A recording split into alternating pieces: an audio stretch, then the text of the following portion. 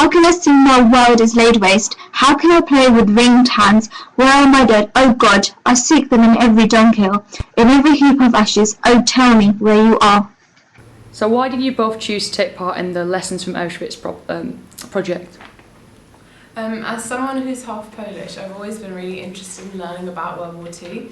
And when I heard about the opportunity to go to Poland, to Auschwitz, I knew immediately it would be an informative way to understand the horrors of the things that members of families, of my family in fact, were put through.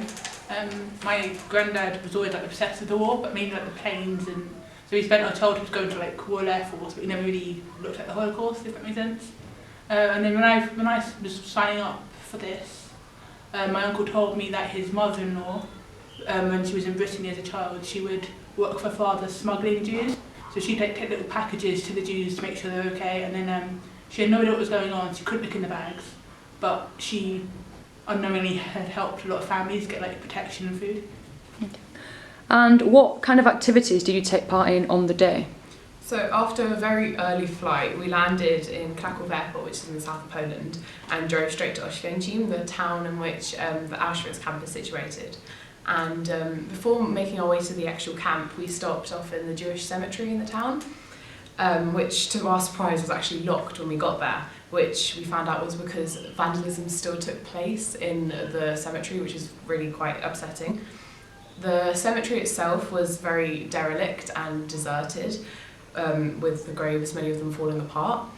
This was because even though before the war there were 58% Jewish people living in the town, there were now no Jews in Oświęcim. After this we went to Auschwitz. My first thought of the camp was how different it actually was compared to what I was expecting. It was filled with rows of brick buildings which were old army barracks. With our tour guide Anna, we visited 4 specific blocks, and the 2 that really stood out for me were Block 11 and Block 27. Block 11 was dedicated to the torture of the prisoners, and in one particular room we saw a standing prison which was very, very small, only about this big, where 4 to 8 prisoners were expected to stand overnight and then return to work the next day as if they'd had a normal night's sleep, but obviously they hadn't.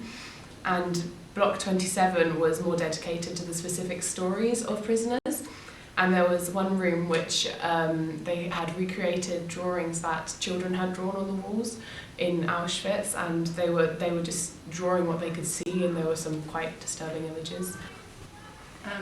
After Auschwitz, went to Birkenau, which is Auschwitz 2. One thing I remember when we got there, because we'd already walked around the cemetery and the Auschwitz 1, and we were all kind of getting, well, not tired, we'd been walking for hours that day, and some of us were kind of flagging a bit. And I remember the guide we had from the trust saying to us, this place isn't built for comfort, and that's something that I've remembered. And it's kind of thinking, we've been here for 3 hours, and they lived here for years, and they went through much worse than we went through. And also it was really cold, and we went in October. I'm thinking about how hot it would be in summer and how cold it would be if we went today. And they'd have no layers of clothing, they'd have thin clothes. We walked through the path, and we got to the train track, so you'd have they'd come off the cattle cart, and they'd be separated to men and women, and then one group would go to the barracks, or they looked like wooden sheds that they'd live in, and then the others would go to the gas chamber. We walked along the walkway to this gas chamber, and it's weird to think that millions of people had walked that path, but we were the only ones who would come back. And then we got to the gas chamber, it was all burnt to the ground, so it was kind of shocking to think that they'd murdered millions of people, but yet they just wanted to get rid of the evidence, if that makes sense. And it's just thinking, if they had succeeded, we'd never have known about this. Afterwards we went to Canada, which is this little signing-in place where they kept all their belongings. One of the things we saw was a set of keys, and it made us think we'd be going home at the end, and we knew we'd be going home, but they thought they were too, but they'd stay there forever. We ended the day with a service by Rabbi Barry Marcus, and basically he gave a really heartfelt speech, and he was shouting really loudly because it was really special, and well, not special, but it was like really close to his heart, like wanted people to remember. And we had like lots of poems. There were 200 of us, and we were all from like different backgrounds, different religions. Like not everyone there was Jewish. Like for example, there were Muslims that I was Christian, I wasn't. Do you know what I mean? It was like everyone joined together, so it was really nice. Like we were all remembering them. And at the end, we lit a candle. So everybody lit a candle to light up the dark camp. So as you're walking back after the service, you could just see candles everywhere. What did you learn from the experience? Well, one of the main themes throughout the day was not to focus on the statistical figures of the war and how many people died in Auschwitz, but more on the personal stories of specific victims. And so the day helped me understand the effect that these events must have had on millions of specific families across Europe, not just Europe as a whole. I just kind of thought about one thing. So crucially, the Jews weren't the only victims of Hitler's final solution. They were like the disabled, Soviet prisoners of war, homosexuals. That's just 3 examples. But we need to remember everyone as humans, but we still need to respect the Jews, because the Holocaust was specifically the Jews, because Hitler kind of intended, I think we know he intended to get rid of the Jews, but the others were kind of, it just happened, if that makes sense. We need to kind of remember the whole big group, but have the same respect for both, because they're all people who ended up there. And why did you feel the experience was useful for you? As Catherine mentioned earlier, we went in the middle of October, meaning it was really cold, and even though we were all dressed in lots of layers of coats and hats and scarves and things, it was still very, very cold, especially towards the end of the day. And it helped me to understand just how harsh the conditions must have been for the prisoners there, who were obviously just in striped pyjamas. They weren't dressed as warmly as we were, and yet we were still feeling the cold, probably not even half as much as they would have done.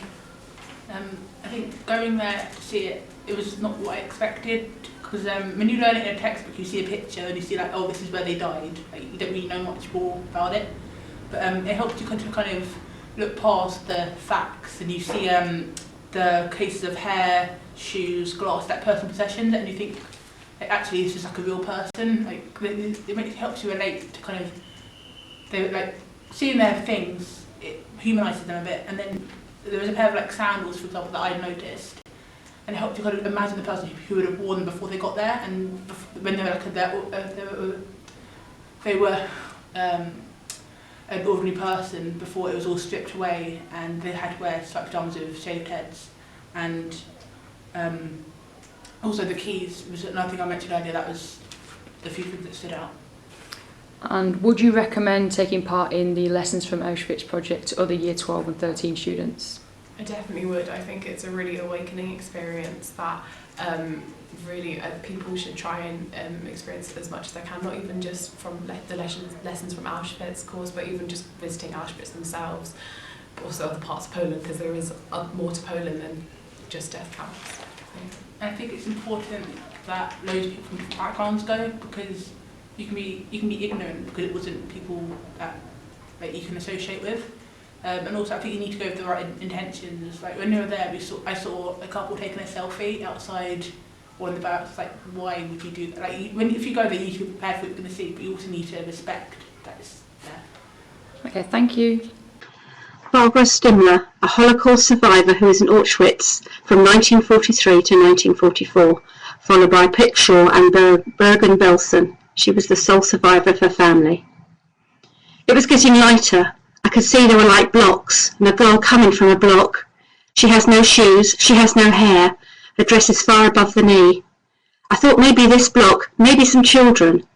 Girls got made and they're keeping them together in a madhouse, not thinking in a couple of hours I would look exactly the same. And we are marching, and they are counting us, and marching and counting us, and marching and counting us, non-stop counting. Till we got to a big room, big room. There on one of the blocks, full of SS men with the beds, undress in German. And there were also men, Jewish men, working, and were striped. They looked like striped pyjamas. Of course, they had to do what they were told to do. And in 1 second, we had all been undressed like God bore us, and beating, and doing this, and doing that. We had to go all round, single, all around this room, going round and round and round. And they were still picking up girls and women, sorting out. all the time sorting out and putting us in the gas chamber, but who knew it? I was still very ignorant. I still did not know what was waiting. Leon Greenman, 18th December 1910 to 7th of March 2008, Holocaust survivor who lost his wife Elsie and son Barney at Auschwitz. I never found out for sure whether or not they died. My beautiful wife and our darling boy. I watched them walk with the 700 others, mainly women and children, onto the truck, yet I could still spot them. My wife and her red cape blew me one last kiss as she held up our little Barney so I could see him. That truck could have headed anywhere had we not been standing in Birkenau, perhaps a safe haven for the most vulnerable, but yet we knew it took them to certain death. The thing about closure is, when you don't get it, you're always longing for it. Even though we, as few of millions of our people, had come to realise what happened here, we were still reluctant to accept it. I should have been there reassuring them and holding them. We faced our untimely end, but at least we'd be together. Instead, here I am piecing together what happened, trying to come to terms with being alone. One simple thing would have saved them from their demise and my misery. The presence of our documents proving our British identity. Oh, what I would give for us to swap places. At least then my son would have been able to have the life we wished for him.